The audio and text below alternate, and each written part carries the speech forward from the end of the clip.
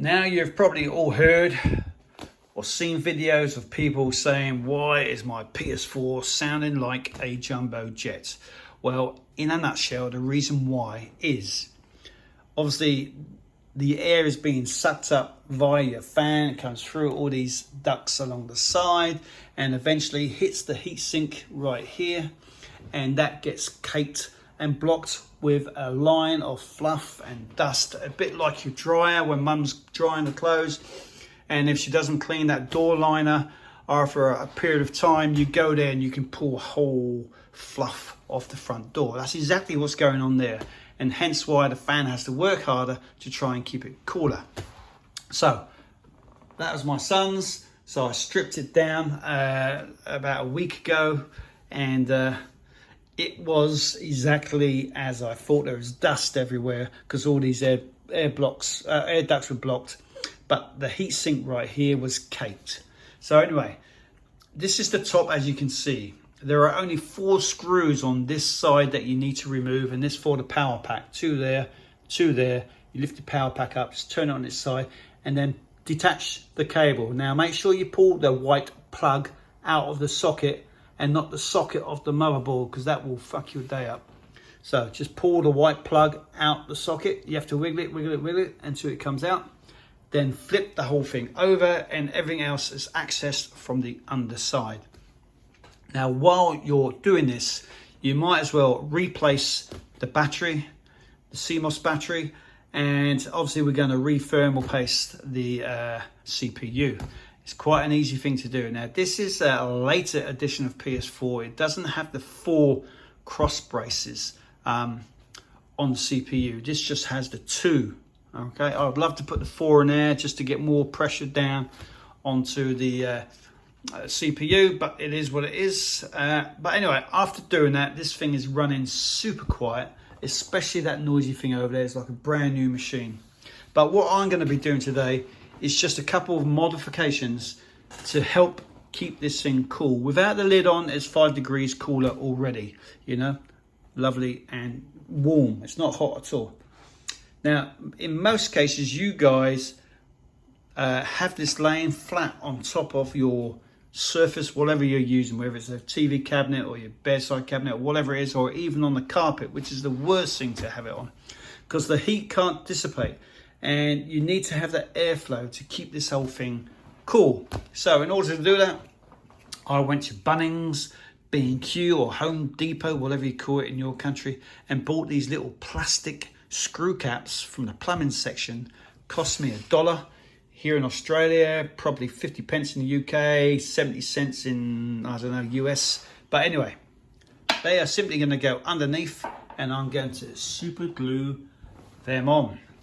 As for the lid, there is a mod. They call it a mod. Basically, it's just people cutting a hole in the lid to allow airflow direct onto the fan, which does keep this thing 5 degrees cooler. So here's my lid right there. It slides off the back and back onto the front. Okay. So what we're going to do is mark the bottom middle section here when you've got the lid off again. Okay, we're going to mark center of the fan on the front here, just a little, you know, a bit of tape or whatever, and on the side, so you know where the 2 lines meet, which means you can see the center of your fan. Okay, you're going to mark it on your lid. Here's your lid. So we're going to mark it there and there. Right there is where we're going to drill the hole. You need a 50mm drill bit, hole saw. You plonk that in there. This is what I'm going to do anyway, just to make it, you know, finish off nice flush edge. And then rather than just having a hole in the lid, at least it will look like it's meant to be there. So that's what I'm going to do to help reduce the heat load in this machine and keep it nice and cool. So here's the feet. They're just going to be simply stuck on. We have these symbols, the PlayStation symbols, as you expect to see. I'm just going to stick these over on the triangle, just on the first lip, just like that. So we've got about a centimetre here, just under a centimetre at the front. And if I do the same over here, you know, so it's not going to look too bad at the front, and on the back, similar positions, okay? And that will give us a nice airflow underneath, and the heat will dissipate, you know, quite nicely. Guys, I've glued on the feet, as you can see. I didn't want to use like a epoxy glue or anything like that, because I do want to take, or I might want to take them off in the future. I've used a two-part system. This is a primer. You put them on both surfaces, so on the feet itself and then on the PS, and then followed up by the actual super glue. I've just put 4 small blobs on the feet, put them on, and just simply gave them a bit of a little twist until they stuck, and they're on there perfectly. I didn't want to use epoxy glue, because like I say, at some time in the future I can just tap these off, get some acetone or alcohol, clean up the bottom, and away you go. Now I'm going to turn my attention to the lid now. I'm going to drill a 50mm hole where I said where the fans line up. So if I flip this over, whoop, there we go. So I'm going to mark it here and in line with the center pin on the fan, and then put my lid on top, line up the 2 lines so I know where to drill on the lid. Once I've got my 50mm hole cut into the lid, I'll just place this in and super glue it as well. But I need to cut this flange down to about 3 or 4mm, just so enough it sits in to the lid. And like I say, I just put a few drops of glue on it, probably 4, you know, just like in a square. Plonk it down, make sure it's nice and square like this, so it sits on the lid just like that. And it will look pretty sweet, I think, afterwards. So we'll catch up with you once I have done that.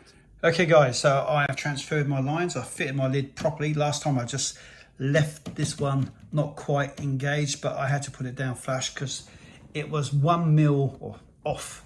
So transfer the lines from the bottom to the top, across the top, and then same on the front, transfer my lines, and this is where they intersect. Okay, so it's not this first line, it's the second one. So now drill my hole, and that should be in the center, so that should how it look like when I'm finished, but obviously it will be sitting flush in there. Okay guys, now we're here at the moment of truth. So 51mm hole saw, you can go 52 because the flange obviously is wide enough to hide any other variance of sizes. You don't want to go too mad, but 52 or 51 is okay. I'm gonna just put the end of the drill through this side, then turn it over and drill from the inside, so the tear out is on the inside, not the outside. So here we go. I can't film and drill at the same time, so I'll cut right back to it. So there's my pre-hole. Okay, so just flip it up, turn it on this side. Now we're going to make the cut. Okay guys, let's just take that out. We'll have a look. Yeah, we've got a little bit of tear out there, but this side is probably the better side. Once I clean it off, you're not going to see it too much.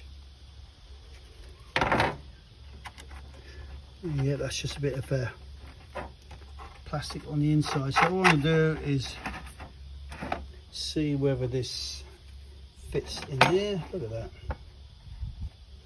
So once I clean the lid up,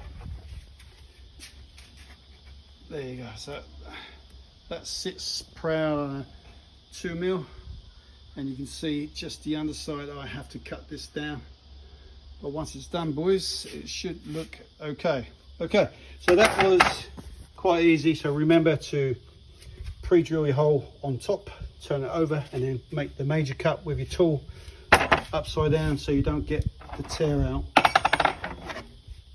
But it's not too bad actually. But just tidy it up with a bit of sandpaper and you will be good to go.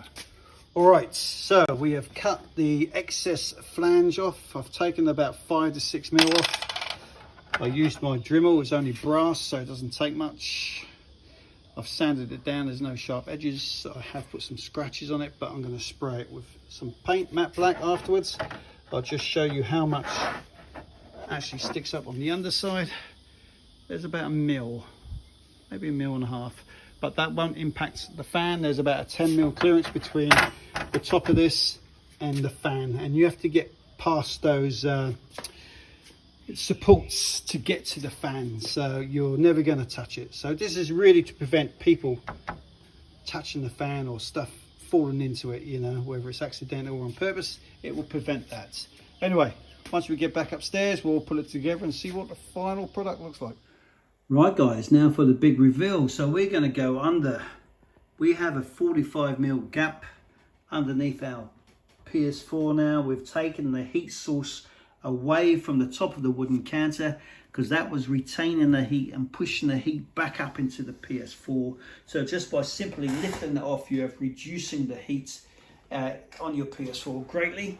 Now, as for the top piece that we've done, this is just a shower or wet room plug that goes into the floor. The cover, it's got like a little recess, so I had to trim it down to just 2mm, so it just sits below the surface of the lid, super glued in using that 2-part system, and it gave it a little bit of a spray paint just to try and match the dimple effect of the PS4, which it isn't too bad. It looks like it was meant to be there. Anyway guys, simple fix. It only cost about $10, 5-6 English pounds, not much in the US, I don't know what that is. Probably $10 as well. But that's it guys, until the next one, catch up with you later. That is B03 by the way. These are the reflection of my window. Until next time, take it easy.